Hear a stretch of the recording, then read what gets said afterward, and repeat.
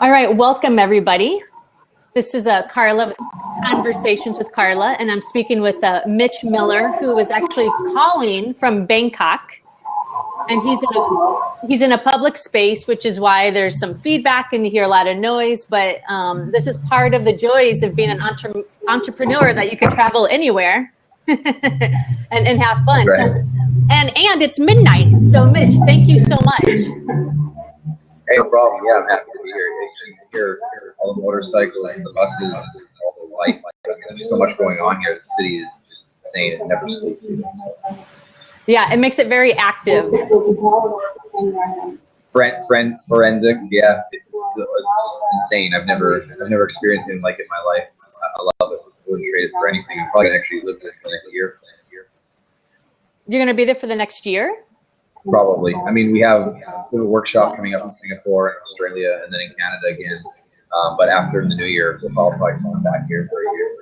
Oh my God, that's amazing! Wow, why Bangkok? I didn't know either. I mean, it was just something that we really. I mean, everyone told me that you got to see Bangkok, and it really is incredible. I've just never seen. First of all, the nicest people in the world. Second of all, it's got an incredible forward-thinking cosmopolitan feel. The food's off the charts. You can't beat it. I mean, you're talking about $2 a plate for the most delicious food you ever had in your life. There's never a dull moment. There's always something to do. It's unbelievable. Wow, you're planting seeds in for my nomadic journey. That's right. I'll see you here next week. Yeah, probably. Where are you located right now? Where are you at? I am actually visiting my family in northern Indiana, South Bend area. So like Michigan is literally in our front yard. So Okay, cool. Yeah. Nice. Snow yet? No, thank God. But it's coming. It's been very cold. I've been in California for the last 10, 15 years. So, if it's below 60, I'm freezing. Nice. All right. So I just want to say that Mitch is one of the most amazing copywriters that I've ever read. Along with the greats, and there's something about you, Mitch, that it's like you understand the human dynamic, you understand the human psyche, and when you write or even when you speak, it's like you really connect heart to heart, where it's like you truly understand what the people need to hear in order to get the results that they're desiring. And I think it's obviously a talent and a gift. So how did you become, so great? Well, I don't know if I'm great. What I think actually is happening is, to a certain mind frame or certain mindset of people, my message resonates with them because it's so real and it's coming from the right place. I think when I try to write copy for other people, other businesses, and other voices, that takes a lot more effort. And I do have those wins. We've had incredible wins, but that takes a ton of effort. And what would take me 3 seconds to blab out some copy for myself and for all of everything I'm doing marketing wise, at the same time, that same amount of copy that would take me 3 seconds, if I'm working on a project, that could take me 2 weeks. And so there's a lot of research that goes into that and going into the mind, kind of like actors, like, going into the role of the actor they have to play in order to become that. It's kind of like that. And so, I mean, what happened was, really, I was fascinated with human behavior, social dynamics, human psychology, and there are two things that happen at the same time that kind of converge together. I've never really talked about this before, but one is the relationship theory between men and women, mating dynamics, dating dynamics, because really, I believe at the core of everything that we do has to do with survival and replication, replication being a form of our species' survival. Therefore, everything that we do is probably for the opposite sex in some weird way. And so kind of linking those things back and forth, and at the same time, taking a passion into that realm mixed with the realm of marketing, and seeing those things kind of mesh together, like kind of two separate parallel tracks, and then seeing how they connect to each other. I think that's what really caused the kind of knowledge that I think this weird depth of wisdom or whatever you say that I can draw from. I think that has to do with going on those two parallel tracks at the same time and then seeing how they connect to each other. Is really interesting. Yeah. So it's like you understand it mentally and emotionally. At least that's what I feel in your writing. It's like you really do tap into it, and then you can translate it. So what are, one of the things that you wrote is, you have like 33 aspects or areas that you've noticed or that you wanted to highlight. So do you want to hop right on? Yeah, and we can chat about these. And to be honest, some of these can change, and I'll probably blast through a few, or I won't want to say a couple. Sure. Excuse me if you guys can hear a lot of noise, but the first thing is that products and services are just now. Is this a deal breaker? You guys, you pick up my voice anymore? It is really loud, but let's see. People in the chat, what do you think? Is this too annoying? Yeah. Let me see here. I can also watch this through the magic of computer land.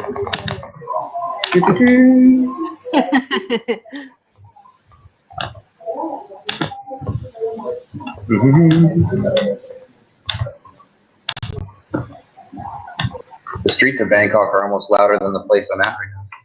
That's funny. Oh, it's much better. All right, so that won't be perfect, but that will be a little bit better for us. Yeah, that's great. Thank you thank you for moving your office for us. Oh, I wish I could. I wish it was daytime. I'd show you guys these streets. It's incredible. That'll be the next one. It'll be our midnight. Yeah, exactly. The first thing to understand is that products and services are just afterthoughts. So nobody's ever buying just a product, or nobody's ever buying a service, unless they're basic like commodities, like toilet paper or something. No one's buying the even then that's hard. The commercial with the cats on it and stuff. So even commodities can be manipulated. But basically, nobody buys a product, nobody buys a service. They're just buying afterthoughts. And so what that means is that a great salesperson can sell literally anything, because you're selling a mood, you're selling a lifestyle, you're selling a mindset, you're selling everything else other than an actual product. The people never actually buy the thing. And that's interesting to know, because mediocre salespeople and people who don't understand how humans work, they'll focus on the product, and they focus on selling the actual thing, when in reality nobody buys the thing. They buy the thing for reasons, and those reasons are what you want to sell. Okay. And so I would say that's the very first thing about people, is that even though they think they're buying a product or service, they're really not, and they don't even know it. They're buying an emotion. So as long as you can sell that emotion, then you're going to win. Another thing is that people will never pay to prevent something from happening to them, but they'll pay anything to fix something. Now I'm making generalities here, because there's always exceptions to every rule. But in general, people will not pay to prevent anything, and they will pay anything. They'll empty their wallets to fix something once it's broken. Totally. And that also depends on your market, right? Because I said there's exceptions. There are exceptions in every market, and you can go for those exceptions, right? That can be your market, that can be your target, and that's totally cool too. But at the same time, knowing that in general that people won't do that, that's why selling prevention is really hard. And that's why Perry Belcher talks a lot about, it's hard to sell prevention. It's even hard to sell fixing something. Now this is what the interesting part is people won't pay for prevention, but they'll empty their wallets to fix something once it's broken. However, you can't actually sell them the fix and calling it a fix. This is where people are weird, right? It's like they won't pay for prevention, but they'll pay to fix something, but if you call it a fix, they won't buy it. So it has to be framed as a new opportunity. So that's the interesting thing, and I think that's what I checked out Perry Belcher's secret selling system years ago, and he always talked about the new opportunity. And what he really meant when I got it was, this whole idea of people won't pay prevention, but they'll pay anything to fix something. However, you can't sell the fix of it. It has to be framed as a new opportunity. And so that's interesting. It's an interesting quirk about people.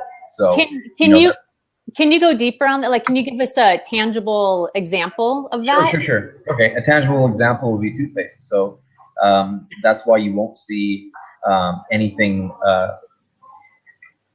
like let's say toothpaste will sell a beautiful smile, the new opportunity to have white beautiful teeth and have people like you for it. They won't show you. You will never see a commercial where there's like diseased mouth. Got it. It's always the bright white teeth, you know, the fresh mouth and the bubbles and everything, right? And then that smile lands you the love or lands you something else, right? Right. It's the increase in status when it all comes down to it. It's the increase in status so that you can find a mate, or you can, you know what I mean? It all comes down to chemicals in the brain due to status and stuff. And that's why I think that on the cigarette packages where they have all the gross stuff on there, I don't think those are as effective as if you were to frame it in a more positive light. So that's a pretty interesting example. But people want to, people don't even want to fix their marriage. They'd rather just have a new husband. Totally, or a new kitchen. yeah, exactly. The new kitchen will that'll work for a few years, and then you got to do the basement. You got to remodel something every few years to keep your marriage. Totally. So you also want to avoid any sort of question or any sort of statement that you make in your copy or in your sales presentation that makes somebody disagree with you, or say the word no. And this is kind of weird. I don't know why it's like this. I don't know why people act like this, but the word no, even if you're getting them to agree with you on something, but if you're phrasing it in the way that where they say the word no, then it's not. They're more likely not to buy what you have to sell because you're putting the word no in the first place. It's really weird. It's the same thing about talk, like what I just said. Like, you don't want to talk in negative. So it's exactly the same thing. It's like, yes, by showing the plaque-filled teeth and saying that you can fix that is pretty much the same thing as we'll give you a nice new white smile. However, by speaking about it in the negative, you're just causing negative thoughts and negative emotions, and people aren't going to really buy. Go ahead. I was going to say, like when you go to workshops or events, like Tony Robbins is like the highlight one, like where he actually tells you to say yes or raise your hand. Like the more that we say yes, then we're like buying into the belief, or like it's what is that doing in our mind? It's like empowering someone. Like have you ever seen those tests, or if you do it like where you have someone stick their arm out and you have them think negative thoughts, and you have them say the word no over and over versus the word yes, and you'll actually have more power in your arm. Yes, muscle testing. Yeah. That stuff matters, and that stuff is real for whatever weird reason. Yeah. And so that's really helpful, and it works. And so I wouldn't say anything that someone could, and this is something you just ask yourself, like there's a few tests that I do. This is one test in my copy is I go through the whole thing and I'm saying, is there anything in this sales letter that someone would call bullshit on? Someone would say, someone wouldn't agree with. Is there any statement I haven't backed up? If I say, hey, this is the most important letter that you're ever going to read, or this is the most important letter you're going to read all year, and I just leave it at that, and I don't say, and here's why, or I don't say, and here's why I would make such a bold claim, or I don't say, I bet you're thinking I'm full of crap. Let me show you why I'm not. If you don't answer those things that they're already having in their mind, then you're going to create a negative. You're going to create a no there. And we'll see what's interesting. And this is off topic, but I guess this whole thing is just kind of all cool psychological tricks and whatnot. Yeah. If you say something, see what you're trying to do in sales writing and sales in person or whatever, you're trying to get them to agree with you all along the way until they agree to buy what you're selling. Now, the thing is, you always start where they're at. So if you're starting where somebody's at in their mind already, then you're getting them to agree, can you agree that you're not happy right now? You agree that you're a few pounds overweight? Can you agree that you could exercise more? Can you agree this? You have to agree with where they're at. And you say, if there was a way, and then you start to have them agree with the other things you're saying, and you slowly baby step them towards a sale. So what's interesting here is if you say something along the way and you make a claim or you make a statement that you don't back up, like for example, even something simple as, if you're 10 pounds overweight and you're fed up, then this is the most important letter you'll ever read today.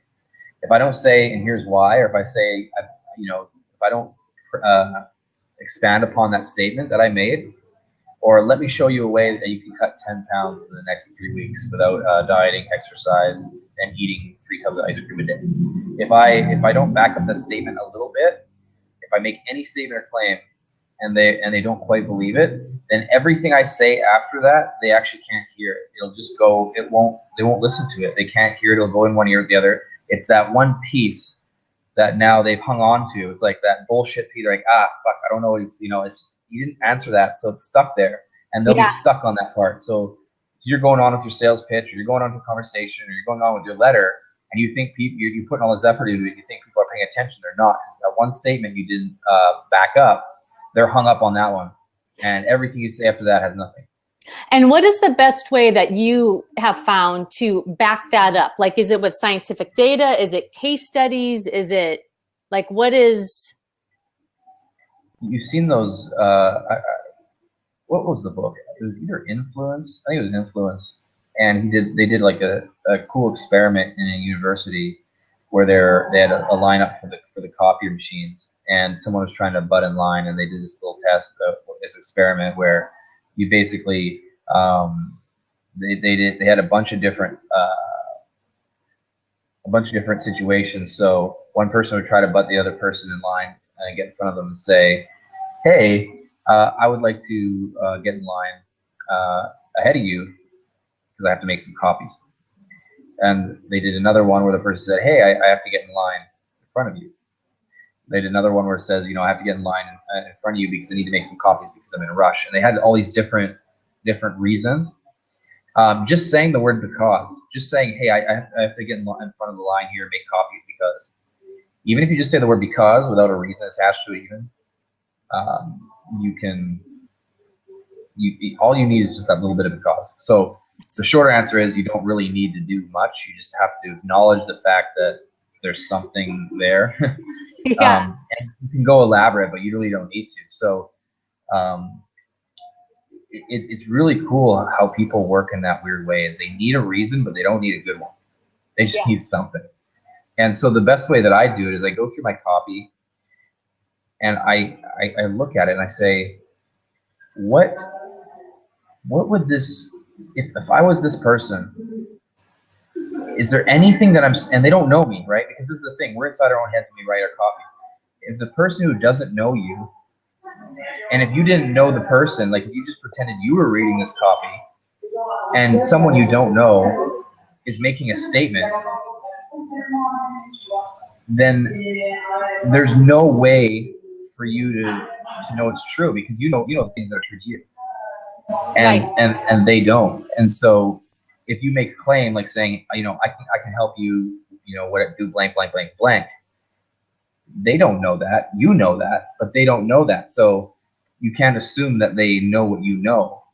Totally. And it seems so basic, but saying, I can help you lose weight. I really can. I'm good at it. And it's like, well, good for you, but this person doesn't know who you are. They haven't seen all the clients that you had. They haven't seen all the success. They don't know any of that stuff. So you can't assume. You have to basically assume that people know nothing about you whatsoever, and you're making like a court case pretty much to prove yourself from scratch, which is kind of what you have to do. And how do you do that in a way that you're not belittling if they do know? So like writing copy or even speaking with someone, at least for me, and what I also hear in my community, it's like, how do we share things where it's like we're not using this to manipulate people, right? These like understanding these psychological aspects of us, and then also sharing the knowledge without, I don't know, thinking like they don't know that, because people don't know a lot of the basic fundamentals, but if they do, and we share it with them, you know, my fear is that they will feel belittled. Is that true? Is that just my stuff? Well, I mean, when I write copy, I really come from an empathetic point of view, and I hope I mean, a few people could maybe feel belittled, but I think more often than not, if you're really trying to help somebody, it comes through in your writing, it comes through in your energy. I don't think that's a huge issue. Okay. Yeah, I don't see it as an issue. Yeah, no, I think you nailed it when you said you come from an empathetic point of view, or, you know, empathetic place. And when you do that, then it's you're all heart and not ego. Yeah, and there's like a vibe that comes through in the copy. I don't know, and sometimes you can have it wrong, and it also depends on your mood too. And the thing is, if you're writing copy for yourself, then that's a whole different story than writing through somebody else's eyes or whatnot, or through a company. That's 10 times more difficult than just writing who you are and yourself. I mean, a lot of it, I've seen some terrible copywriters just kill it because, like, say, Gary Vaynerchuk, for example. I mean, he is not no educated copywriter by any stretch of the imagination, but he can move people because you can feel it when it comes through in his writing, even though it's not perfect. However, get him to write a long form sales letter would be a joke. It would be completely all over the place or whatnot. It would have to be a video one, but he couldn't do a writing one. But a lot of it comes down to structure. So a lot of people have a lot of passion and they know what they want to say. A lot of it's just structure. It's like, well, you know, don't introduce yourself or your product or your service before you've connected with them and identified the pain that they have to solve in the first place. You know, those types of things, you know. Right. Don't you know, there's things you do before other things in order to have a logical flow. So if someone's actually open to listening to everything that you have to say, there's an order that has to be there. Yeah. And that's huge, right? I mean, I remember listening to a video that you did, or an audio or something, and you were talking about, like, it's using social graces. It's like think of like being at a cocktail party and you're just having a conversation with someone, and like use that, you know, tap into that as you're writing and as you're talking with people. Yeah, and it's a fine line. Unfortunately, I mean, a lot of people just don't have social graces. A lot of people watching this right now may not have those social graces. They may think they do, maybe they know they don't. And I know I'm not perfect with them either, sometimes on purpose. But there are just little things that you wouldn't, that the average person who gets it, there's things you wouldn't say at a party. There's things you wouldn't say to somebody in a certain way. There's always ways to kind of pad something in order to, you're not manipulating. Well, technically you are. I mean, but you're not manipulating out of any malicious intent. I mean, but it's just the social graces. There's social manners, and there's things that you do and don't do, and there's things you say and don't say, and there's things you can overdo in copy. One thing I'm seeing everybody doing right now that they're overdoing is they're getting way too. They're using the what's the name of that? The 3 dots. Is that ellipses? Oh yeah. Yeah, people are way overdoing that. Imagine ... you, me ... in the couch ... and it's just getting ridiculous, and I see it everywhere, and it's so flowery, and a lot of times, I mean, you need to cut that shit out. I mean, it's not doing you any favors, because you wouldn't talk like that. See, my biggest thing with copy is you need to talk, write like you talk, and if you write like you talk, or write like your client talks, or if you're doing it to other people. Yeah. But if you can write like you talk, then you're good, because you can. I mean, because it's like you talk. If you, I doubt that you walk around going, Carla, my name is Carla, and I would like to. That just doesn't really happen.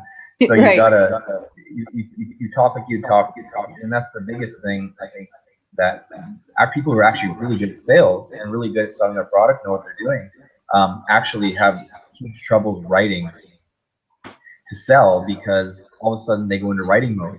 It's the same thing as if you know, you and I are hanging out, and all of a sudden TV cameras get put on our faces, and all of a sudden we go into like acting mode. You feel like you have to be like put on. Right. And you don't have to be put on, but it's the feeling that you feel like you have to be put on. And it's the same thing with great salespeople and people with great products. They feel like all of a sudden, I got to write now. No, you have to. You're better off just recording your voice, selling something, and then having that transcribed and editing that up. And that's why reality shows are addictive to people, and like we like watching those people, is because when the camera goes on them, they don't give a shit.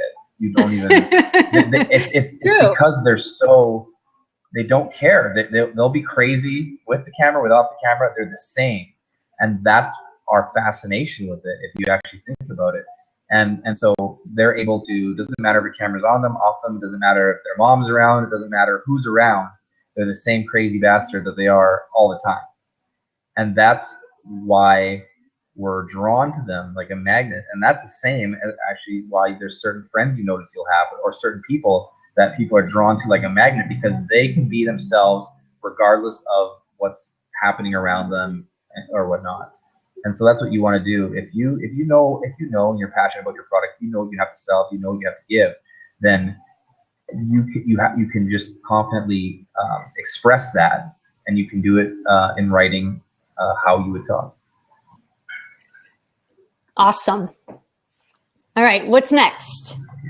Well, I mean, let me do this for a minute. So I haven't acknowledged the people who are watching this live. So I want to thank you, the 16 people that are live, and I know there's a lot of people who are watching the replay of this. So thank you. So for those of you who are watching live, do you have any questions for Mitch right now that you would like to ask in the chat box?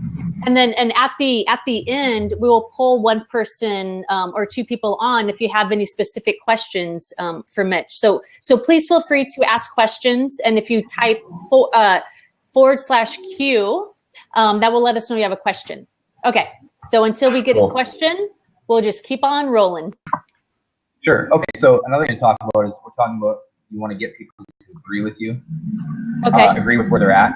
So one little weird thing about people is we've never actually ever won an argument against somebody. I know there's also cases of that, but really we don't. And so you don't want to ever argue with somebody. You don't ever. We're talking in sales and copy, where you always want to. It's like martial arts. You want to align.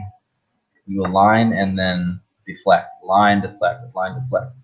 And so it's really important in your copy not to come up and butt against them. If you know that they're going to have an objection in their mind, right? If you're selling something, you know it's expensive. If you know it's $3,000 and you know that that's going to be a lot for them, you don't just say, "Hey, it's $3,000, buy it now." Boom. Oh, you can't afford it? Well, that or So you have to massage against it. If you don't think, because for example, you and I providing services, we have prices that we have because we believe they're fair. If we didn't believe they were fair, we're either a sociopath or we're delusional or something. But we believe our prices are fair. Therefore, and we know that our market will find them probably too high, and we have to justify those prices because it might be a shock or whatever.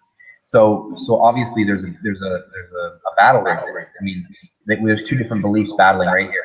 Yeah. So you could attack that belief, jump on it, and try to smash it away. And that's like typical sales thing is, smash objections, bust through objections. It's like, well, you're talking about another human being here, dude. Like, there's nothing to bust through here. I mean, if it's not the right fit for them, it's not the right fit for them. So what you really want to do is you want to align with what they already believe. Agree with them. Just in copy or in sales, and say, hey, I agree. This is a lot of money. Or you don't even have to say I agree. If you can say, I understand that it's a lot of money for you right now, and that makes perfect sense.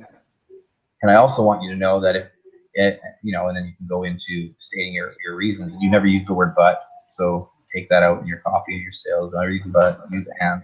Always use and. And just alignment. So, okay, another thing. So it's important in your copy to understand that everybody wants what they can't have. This is so true. This is the main tenet of everything that I do. This is the main tenet of everything that is valuable in the world. Everything that's rare in the world comes from supply and demand working in your favor. There being one of you and one of I and one of everybody listening. And because of that, there's only one of you, but there's 7 billion of them. And so right there, right off the bat, just for existing, the supply and demand is in your favor. There's way more demand for you than there is supply, if you believe so. You just have to get enough people to know about it. And so people want what they can't have. We want what others want. And that's why, see, that's so powerful, because that has to do with testimonials and social proof, which, by the way, I don't see enough people using testimonials in their copy anymore. I see a huge lack of it. And it was John Carlton himself who said, if you gave me just one advantage, one copy advantage, I would just want testimonials. If they give me 5 pages of testimonials and an order button, and that would be good enough for him. And so people are really slacking with testimonials. They're important. Yes, they can be fake, which is why a lot of people don't want to do them. Like, well, why would I do them when I feel like people fake them and stuff? Yeah. Don't fake them yourself. Put real testimonials on, and understand that people want what others want. And as social human beings, we need to do and follow what other people do. And that's how we learn things. Because there's only 2 ways to learn things. We learn them through direct experience, right? We can jump out the 4-story window, or we can hear from stories of people jumping out a 4-story window that we shouldn't do that. Therefore, so we learn socially, and testimonials in the copy, case studies is part of that learning source. So we always want to, as human beings, we always want to conserve energy. And one way to conserve energy is instead of doing our own research, we just follow what others before us have done and said. Great. And just to let you know, you are on audio only. The internet signal got a little bit weak. So we can't see you, but we could still hear you. So we have that going for us. Okay. Cool. It's weird. I can see both of us. I wonder if the recording would turn out different. Yeah. Blab is beta, so anything is possible. That's right. Yeah, I've had some issues with Blab, but overall, not bad. Yeah. So I have a question on the testimonials. I don't want to go down too many rabbit holes, even though I do like to do that. But would you say that testimonials are more powerful if there's a photo and like a website, if they particularly have a website, or can you just use a name? And does it depend on, if it's in copy or on a website?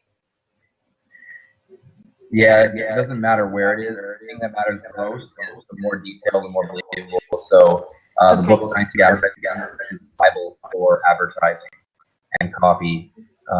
Clearly states that the more believable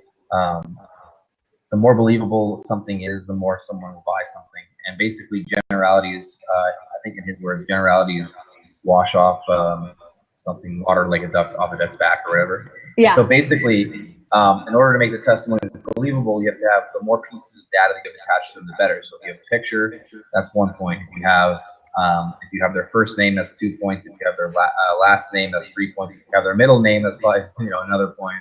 If you have the country, if you have the neighborhood in the city of the city in the country, if you have their website, if you have their email, if you have my dog, or my husband Tim and I, the more specific you can get, especially with numbers too.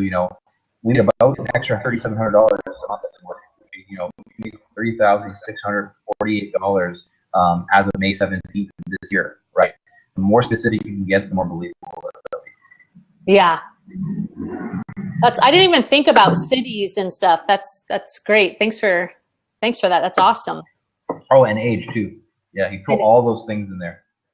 Yeah, that's great. And you are back on video, by the way. Okay, cool.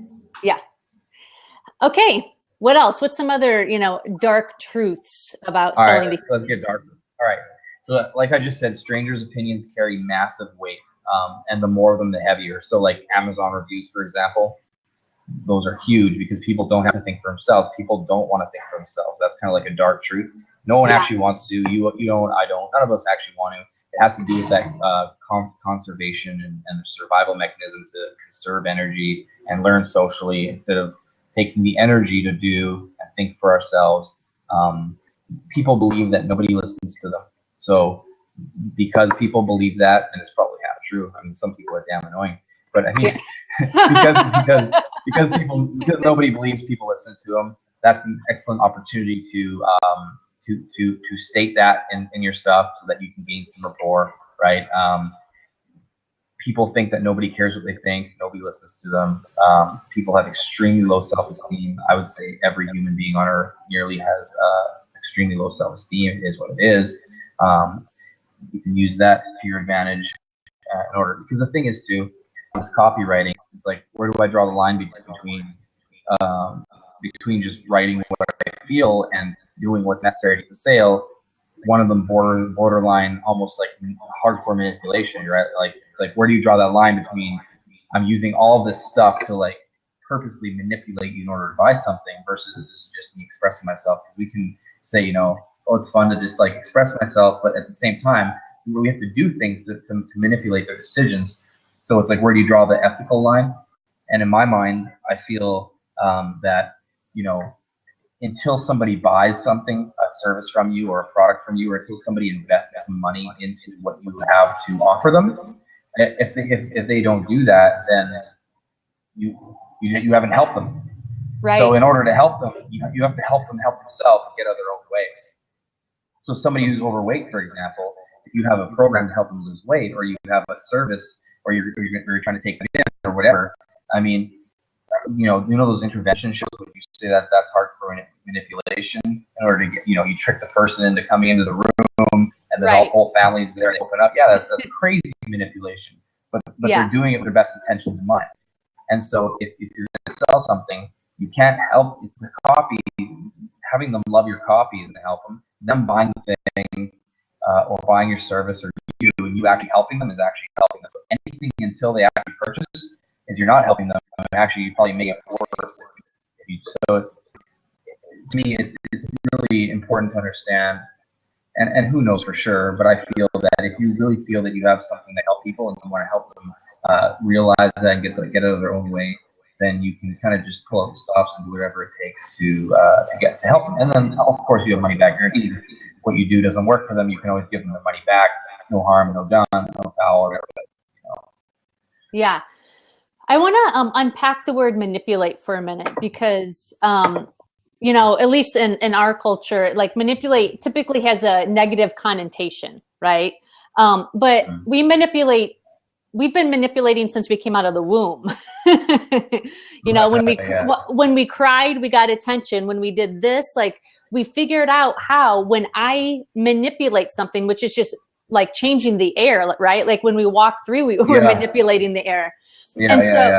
And so, you know, we do this in every day of our life. Our dogs do it when they look at us with those eyes, you know, and they want that treat, you know, they're pulling on our heartstrings. So, so it doesn't have to be your dirty word.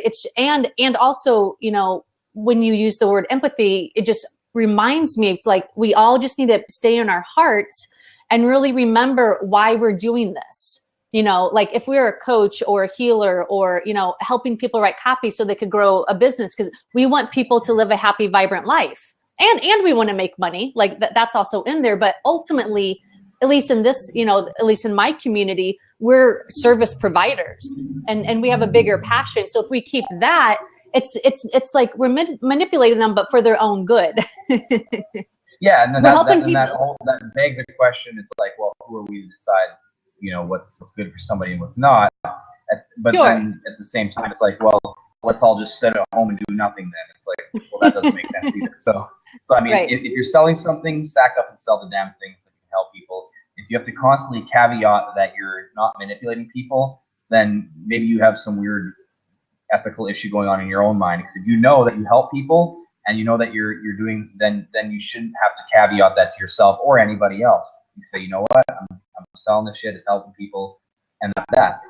If there's tactics, whatever. I mean, I don't believe in lying. I don't believe in any of that stuff. But again, you have your own ethical lines in your mind and your own morals in your head, and you use, you know, whatever. So if people automatically think, you know, if you have to manipulate somebody that you have to like lie to them or anything like that, and that's not true at all. You don't have to do any of that. Manipulation doesn't mean that. It doesn't mean anything. It's such a general term. It's so watered down. It means nothing. Yes. So, I mean, really, I mean, and the people, most of the people who have issue with this kind of thing are the biggest expert manipulators on earth. Because they're the ones that have manipulated themselves in order to think that they're not manipulating people when they go home and they manipulate their husband into doing 1,800 things, and they're and it's so, I mean, it's all just a joke, and it's all just kind of like a big cosmic joke. I mean, you can't get away from manipulation. You can't get away from from persuasion. You can't. I mean, if persuasion is built into the fabric of who we are as people, and it's nature. It's not, something we just invented. I mean, persuasion is everything. It is what it is. So either get good at it and live a great life and help a lot of people out, or don't be good at it and stay broke and miserable. Or hire people who are good at it. Or hire people who are good at it. You probably have to be probably pretty persuasive yourself in order to get to a position where you have people who are good at it wanting to work under you. So there's really no way around it. Absolutely. Fun with human psychology. It's I would say my favorite topic. I love human. Yeah. Me too. I think it's amazing. I love it so much. All right. What else? What else do you want to Let's see. People lead extremely boring lives. They don't do interesting things at all. So just by living more exciting lives than they are, that gives you value and that gives you persuasion power, so to speak. And so just by not leading a boring life, you can persuade them and manipulate them, if you want to say that. You can help them, inspire them, just by leading by example. But understanding that most people don't do anything with their life. And literally, I mean, I saw on Facebook the other day, some lady posted a picture of her kitchen clean and said, "Look what I did today." And I was looking at the picture thinking, what did she do? Like, I was looking, did she paint the walls? Did she renovate the whole kitchen? No, she just cleaned the damn thing. And she took a picture of that and put that on Facebook. That's like her thing for the day or for the week or whatever. Wow. And I thought, okay, well, that's a good example of that. Yeah. And so understanding also that people are incredibly selfish, and that you, me, and everybody, we all are. I mean, it's a natural thing. It's that conservation of energy again, right? Yeah. It's us having to be, it's us just human beings wanting to conserve energy and be efficient, and it's survival. I find that, the less outwardly selfish you are, the better you're doing in life, usually. The more you help people and all that. But usually, I mean, you go right down to it, being selfless is usually pretty selfish, because you're loving the feeling that it gives you of helping other people. So absolutely. It always just loops around and whatnot. Absolutely. But understanding that too, right? I mean, because no one cares if you have an extra spot for a client. Nobody cares if your practice is now accepting patients. Like, yes. I see that on all of these flyers everywhere. It's like, now accepting new patients. It's like, well, now I have a pimple on my ass. What does that knowledge have to do with anything good for anybody? Like that has to do with you. It's like that's the equivalent of someone shouting on the top of the brick building saying, I'm hungry. It's like, I'm Mitch. What the hell do you want? So understanding it's not about you. It's always about them. I mean, that's one of the huge tenets of sales and copywriting in general. Of course, that's a basic thing. Is anything that you have. Like, for example, if you're a clinic and you say we're now accepting new patients, well, how can you turn that around and make that selfless and make that up to them? Well, you can simply say, do you hate waiting in long lines at the doctor's office? Well, we have a new system where you don't wait. Come on in and get seen by the doctor immediately. That's a way better way of saying, we need your business. Saying, hey, if everybody hates waiting in a waiting room, do you hate that too? Well, if so, then come to our office, because you won't wait at all. People will be there in a heartbeat. But if you say that we're now accepting new patients, it's like, well, good for you. Yeah. Absolutely. Another thing is that everyone procrastinates and everyone doubts themselves constantly. And because of that, see, there's a theme here. It's the low self-image and low self-esteem, which is why I recommend the program Psycho-Cybernetics by Maxwell Maltz. Dan Kennedy bought the rights to his stuff. I don't know that. Can you type that in the chat? Yeah. Because I will look that shit up right now. Well, when we're done. Psycho-Cybernetics. So basically, there's a dude named Maxwell Maltz, and he was a plastic surgeon long time ago. And what he would notice is that he would fix ladies would come in, fix their nose or get a boob job or whatever it was, fix their whatever. And he would notice that the exact reasons in the profile, what they came in there for to fix and how they felt about themselves, didn't change. And in fact, a lot of them, when they got their nose jobs done, came back months later and felt like their nose was back the way it was and such. Wow. And it's the same reason why anorexics can feel fat. Yeah. And so there's reality, and there's our self-image and our self-esteem. And so it all comes down to low self-esteem, which is a lot of these kind of dark and twisted things. So people procrastinate, they doubt themselves constantly. And because of that, we have to see, this is the thing. And if you're selling something that requires someone to, like, okay, if you're selling a sales letter, and if I'm going to write a sales letter for somebody, I mean, I just have to convince them that I can do it. And then they'll give me the money, and there you go. The problem is, let's say you're selling weight loss or something. Not only do you have to convince them that I can teach you to do this, I have to convince them that they can actually lose the weight this time. Yes. And that's a huge, huge undertaking. Yes. It's extremely difficult because it's fairly easy to get someone to believe that I can help them, but it's a whole nother ballgame to convince somebody that, you know, this time will be different. Yes. And so that's huge for anybody selling this kind of stuff. They always forget that. And that's what comes down to the whole everyone's selfish thing. They're thinking, me, me, me, me. How can I get them to know I'm the guru? How can I get them to, and a lot of it has to do with, no. That's the easy part. The hard part is getting them to believe in themselves enough to trust themselves with you and blah, blah, blah. So a lot of it can come down to, instead of focusing on yourself all the time, try to prop them up, and you can try to build them up and blow up, inflate their self-esteem and their self-image in order to bring them up to a place where you can now influence them, where they'll actually be in a headspace to actually pull the trigger. Yeah. To believe in themselves enough that they could do it. Yeah, exactly. Because I mean, you could sell weight loss all day long, but unless you're selling the surgery and you're the doctor, it's going to rely on them. And they say, you know what, I would love to lose weight, and I believe this person can help me, but I won't follow through with it. It's just something that I'm not going to do. And so that's why your sales letters, when you're selling any sort of self-improvement, which is very difficult to do, by the way, it's the most difficult thing in the world to sell, I think. If you're selling self-improvement, it's more about inspiring them and building them up and kind of pumping them up about themselves and how they feel about themselves, and then just simply saying, I can help you do that by my thing. So very important to not keep blowing yourself up and expanding yourself up. And then also, if you're selling one-to-one with people, and you'll find that if you're selling this to people and you find it's not going well, you think, oh, what did I do wrong? You know, do they not think I'm the expert enough? Do they not think I'm like this guru, or like, do they not think I know they can help? It's like, yeah, they know that. They know you can help, but they don't think they can help themselves. So what we need to do as experts, as salespeople, as copywriters, we need to take more time to give them the self-esteem that is needed in order to pull the trigger and working with us. Great. Yeah. What else? People have never won anything in their lives. Most people don't win anything, so you can use that to your advantage.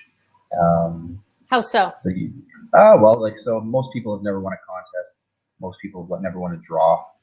That's just, statistics show. So people love to win things. That's why some of these like publishing clearinghouses and some of these full house lotteries and stuff, these used to work like mad, since you've won. And it's like, now it's kind of played out. But it's not played out fully. I mean, people still love it. I mean, the masses still love to win things, and they still fall for it all the time. I mean, the smarter people of the bunch, which is a very rare minority, which is probably you and I and probably everybody on this lab here. If you get a phone call saying, hey, Air Canada and you just won a free flight, you're just like, okay, dude, I don't know what the hell you're selling, but it's ridiculous. I don't care. Well, most people still fall for that and love that, and it works to this day. So understanding that most people don't win anything, and giving them a chance to win something, which is why draws and contests still work, is because people still love that gambling mindset, because they've never won anything really, and they just love to win something. Yeah. That's great. I know a lot of people that build their list that way by giving away, you know, an iPad or, you know, even something, you know, small or big. It doesn't matter, but that makes sense because we do want to win. We want to be winners. Yeah, we want to win. It's a cheap, quick way to win. Most people feel jealousy from their friends and neighbors, so they are jealous and they want to do better than them. They're constantly looking at them and their neighbors. So understanding that in your copy, you just kind of write that like as a mood as you're going about. You know, you don't need to straight up say, you know, and wait till your neighbor sees that new car that you'll have in the driveway. But you can say something like, you know, imagine the feeling walking up, driving up the driveway in your new car. As you get out of it, you wave to your neighbor, and he's excited with you, and you guys, you know, there's ways to kind of smooth it in or whatever. But understanding that people care so much about what other people think of them to almost a ridiculous amount, and knowing that is knowing that that's a hole, it's a chink in their armor, so to speak. So that's a button you can push. Absolutely. As a pain point, and also as a propeller to pull them forward. So everyone wants to be liked, everyone wants to be popular, everyone wants to do better than their neighbors and their friends. It is what it is, and I think it's kind of twisted because there's this weird need to be ahead, be further along than the other person, coming from that low self-esteem. When in reality, it's like, you know, they just wouldn't be cool with. They have to be a little bit above. They're not proof. They need to be. Right. Right. I mean, because you should be. I mean, there's so many different people with so many different preferences and different life experiences and different wants and different needs and all this whole thing. So how can you possibly put one value over another? It doesn't make any sense. And how can you put someone else's opinion of you higher than your opinion of yourself? That makes no sense to me either. But people constantly do it. Absolutely. I have we have a question from the gallery. Any tips and resources for selling physical product commodities? Yeah, I mean that's pretty general. Yeah. I mean, tips and resources. I mean, there's a million tips and there's about 1.5 million resources. I would say what specifically is the issue. Yeah, give us exactly what you're talking about. What are you selling, and where are you in that? Let us know in the chat. What you're selling and what's not working. Great. And then my question to you, Mitch. So I know there's I don't know if there's controversy, but in copywriting, some people do, like when they're selling weight loss, like they'll have photos of someone overweight and they really tap into their pain, or like, you know, you're not having sex right now. Like they really go into the pain, and some people will market towards the pleasure. Is there a rule of thumb of which one is more effective, or does it depend on what you're selling? So I'm of the camp that you need both. Okay. The first. And the reason is because until somebody, well, let's take the overweight thing for example. If somebody is chronically overweight and they're eating and they're eating wrong thing, they're not truly focused on the damage they're doing. They're kind of living in this trance and I'm just doing my thing, and you need to come around and break that pattern.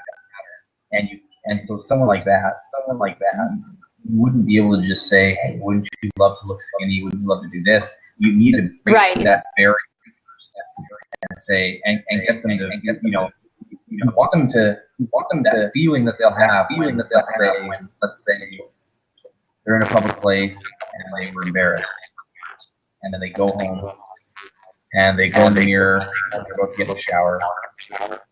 I can't remember what it was. Yeah, I could hear you. Yeah, I could hear you. Okay, cool. And you know, they're looking in the mirror and they're at that, they're like, I need to do something about this. I'm embarrassed. I'm fed up. I can't go on another second because I'm now exposed to the reality of this. I've now exposed myself, and I'm now bare open. I have to fix it. And that's where you want them to be, because until they can feel right at that exact moment that you're trying to sell them that they can't no longer bear to be where they need to, where they are, then that's when you can sell them. And until you get them to open that up again, open up and get vulnerable with that, and bear open that that pain, and so they can actually see the gap between where they are and where they want to be. If they can't feel that pain of that gap there, then they're not going to buy anything to close that gap. If you hadn't opened it up in the first place, right? People are delusional and they think it's not that bad. They're not right. They're not there, so they're not going to feel any. They're not going to feel any pull or any pressure to fix something that they're not paying attention to, or what's the word? Not paying attention to. That they're not. How do you say it? That. Oh, it's a phone. I thought it was someone yelling in the background.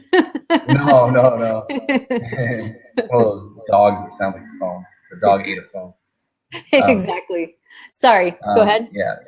So if you don't, how do you say it? When you want somebody to change, but they're ignoring it, and they're just not acknowledging that they have that problem. They're just living that delusional mindset of like it's like a coping mechanism. They don't want to face it. Yeah. So someone, Bob, like awareness, is that like it's not in their awareness, like they're not conscious, they're not in the present moment? Yeah, if you tell them that they should probably fix it, they'll just make a joke or they'll blow it off. Yeah. If they actually thought about it, they'll probably fall to tears at that moment. So it's like they're protecting themselves. You need to be able to break through that icy barrier of that protection mechanism or whatever the hell it is that they have in order to get to a point where you can actually sell them something. Because you can't just, if that barrier is there, that protection barrier, everything that you try to sell, buy my stuff, do this, change this, it's just going to bounce off that barrier. So you have to break it down by having them understand and feel that where they're at is not a good place enough, so that they're now vulnerable and open, so that when you put your suggestions in there and all that, they actually stick. Right. Yeah, it's a delicate dance.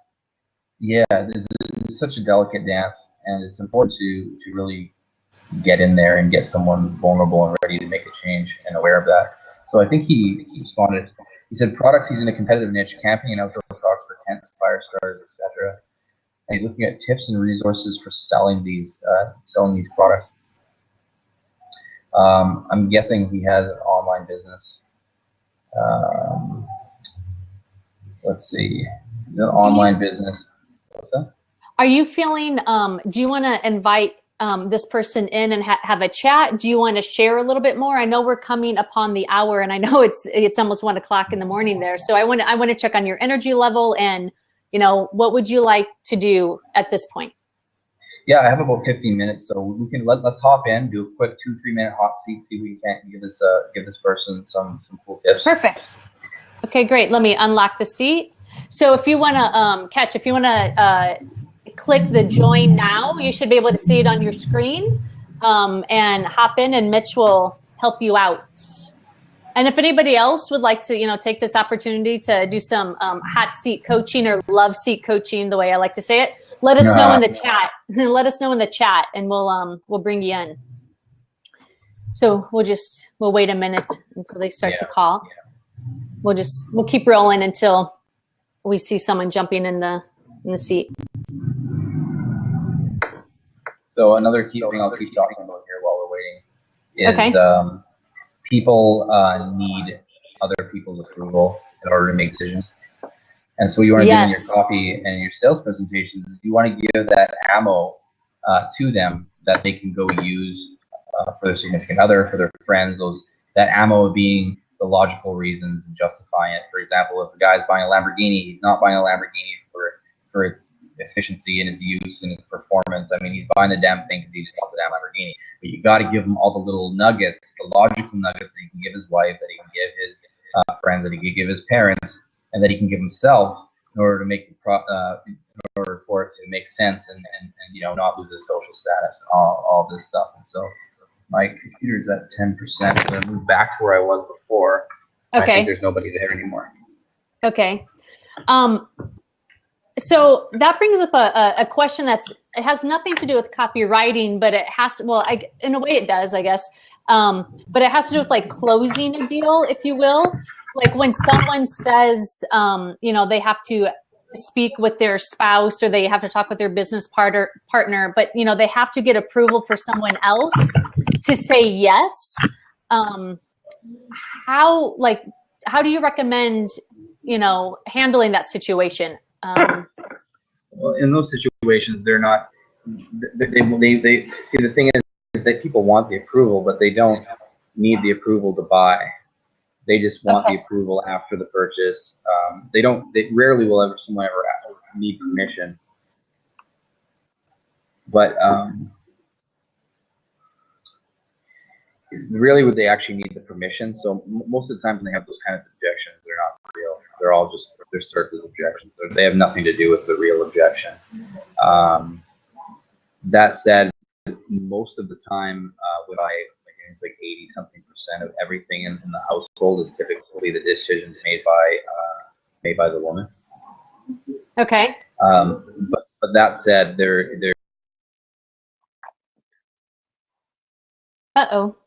is, I lost Mitch. there's actually no risk of sale. They're usually not real. Then somebody probably wouldn't buy anyway, because I found in those cases, you say, listen, okay, you know, you can make this purchase today. If you guys talk it over later and you talk to her and you decide it's not right together, well then, you know, you can have your money back and there's no harm done. But at least you got to get in right now while you have this sale or this once in a lifetime or this deal or whatnot. So there's always a way to get around it. I don't think those are always just deflection objections. I don't think they're real. Yeah. I just, for me, like, at least in the coaching world, we like to say, and it's true, it's like fast action takers actually do get results. Like they're ready, they're going. And so we will often, it's recommended that we give people who are ready right now a little bit of discount. And then they could come back at any time for a higher rate. But right now, you know, while we're on the call, when we don't have to redo all of this, they get a discount. And there's a part of me that loves that because I like to take advantage of that. And there's a part of me that feels like that's so manipulative. But then it's like, is that a good one or not so good? You know what I mean? So there's... Yeah. Well, I mean, the thing is they're not going to come back later. It's now or never for them. I mean, statistically, they don't come back. So, I mean... That's right. And most people are, like you just said earlier, they procrastinate, they don't do anything. So since most people procrastinate, you can't actually help someone until they actually buy your thing. Then yes, you're manipulated to jump off the fence and take the leap. But since you know that you're ethical and you know that you have their best interests in mind, if you don't, you'll make it right. Then you have to do whatever it takes to get them to knock off the fence and let them get their own damn way again in order to do it. So you have to, you know, offer a deal. You know, I mean, it's still technically a deal. Yeah. But I mean, we need to help them get off the fence, and people are they procrastinate. So it is what it is. People won't do anything until the last second that they have to. And so knowing that, it just is what it is. So, just like when you do a launch with a program, it's like the first day and the last day are the biggest sales, you know. Yeah, they get in right away, or it's like I can't get it anymore. I'm going to get it today. It's weird. It's like in the last 4 hours you get the most sales. It blows my mind. Absolutely. Scarcity is huge. It's almost everything in this game. It's mine. I love it though. So we just have a few more minutes. I know a few people have joined us. We can do some quick hot seat or love seat coaching. If you have any questions for Mitch or myself, but Mitch is the expert here, so I will. So please, if you guys could see this, the seat should be open. If not, we will be wrapping this up pretty shortly. So as people are deciding they're going to hop on for a quick hot seat, a couple more that I have in mind here. Okay, so like I said, people are cheap and they need approval from others to buy something. The more that you need their money, the less that they want to give it to you. And this especially comes in person because they can feel that. The more that you want the sale, the less that you're going to get it, the less that they want to give it to you. We want what somebody's trying to take away from us, even if we didn't really want it. Again? we want what somebody is trying to take away from us, even if we didn't really want it. Oh my God, it's so true. Yeah. That's huge. So we can use that. People will do more to avoid pain than they'll ever do to pleasure. I learned that from Tony Robbins years ago. It makes perfect sense. People will do more to stop you from taking $10 out of their pocket than they ever will to trying to make $10 on their own. Yeah. Like if they had a choice to go and make $10 by doing a task or stop you from taking $10 that's already in their pocket, they'll always do that. And so knowing that, that's important. Evan Pagan talked about years ago, understanding that. Well, I think that let's use a brand new example. Let's look at let's say you have a son and a daughter, and every day they always had water for breakfast. That's what they always got: water, water, water, water, water. Now let's say one day you feel generous and you give them both a full glass of orange juice, and they enjoy that. It's wonderful. Then it goes back to water, water, water, water, water, and then let's say you give them you give one of them a full glass of orange juice, and you give the other one only a half a glass of orange juice. Now the one who got a half glass of orange juice is going to flip the hell out, and he's going to just make the biggest scene in the world, and he's going to be so miserable that he got a half a glass of orange juice compared to his brother who got the full glass. When in fact he should be the greatest. He should be so damn grateful because he only gets water. Yeah. He has a half a glass of orange juice. Who cares what brother has? That's irrelevant. What should be relevant is simply the fact that he has a half a glass of orange juice that he doesn't normally have. Yeah. Wow. We are crazy, So yeah, people are fucked up. Yeah. I mean, we really are messed up in the head. Yeah. And so understanding these things and knowing these things, using them in your advertising is huge. Absolutely. Yeah. My cousin just had a baby, literally 3 days old, and I went to go visit her last night. And she has two other kids, one who's 6 and one who's 4. And the 6-year-old was like having a freak out, like the big girls aren't pretty anymore. They don't get love. They're going to run away from home. And my cousin who had the baby is like, Grayson, I've been spending all this time with you. And she's like, I'm just holding the baby now for the first time. And like, it doesn't even matter to her. Like that little bit of attention that went to the baby, like rocked her world. Right. It's so, and we still act that way. Yeah. We still act that way in every way. and it's crazy because we really need to stop and think how grateful we should be for everything that we do have, and how we shouldn't be owed anything by anybody at any time, no matter what we got before. Absolutely. That's how we work. So it is. So let's use it. Well, yeah. I mean, people round down too. I mean, so $7.99 is not $8. They're two different things in simple set. Yeah. Fun. Well, Mitch, I want to thank you so much. This is the first time that we actually got to chat, and I love you even more now, and I think you're awesome. And I know you're not selling anything on this blab, but could you put your website up or a way that people could find you? Because the blog is opposedmedia.com. Okay. The blog, we have interviews, articles, videos, webinars, all this stuff. There's nothing for sale on there anymore. I mean, I can't take on a client who will lie to me. Yeah. So I mean, it's all just content that people can use and go nuts with. I wish I was a little bit sharper. It's midnight and we're so beat from the day and the humidity has got me so like sluggish feeling. Yeah. But hey, I mean, I still had fun. I'm just a little more low key than I normally am. Like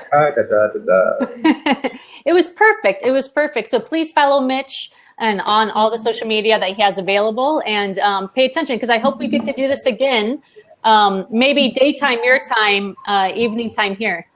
Yeah, we'll reverse those roles. Yeah, absolutely. I'll have a couple of cups of coffee. I'll be ready to go. Indeed. Yeah, no, I'm totally down to do it again.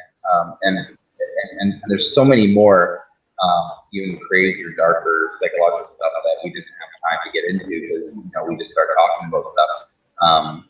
But who knows? Another time. Maybe another time. Now is a good time for the ellipses, right? ... Yeah. ... All right. Well, thank you so much. That's what they do in Thailand. See, I'm destined. Kapung Krap. Had to learn the Thai language in order to get anything done around here. So. Well done. Yeah. Okay. Well, right. Wonderful. Thanks, everyone. And thanks, Carla. I had fun talking to you for the first time. Absolutely. Won't be the last. It will not. So, sorry, I'm just reading what someone has to say. I'm going to go ahead and just stop the recording. And then if we want to answer that. Cool. All right.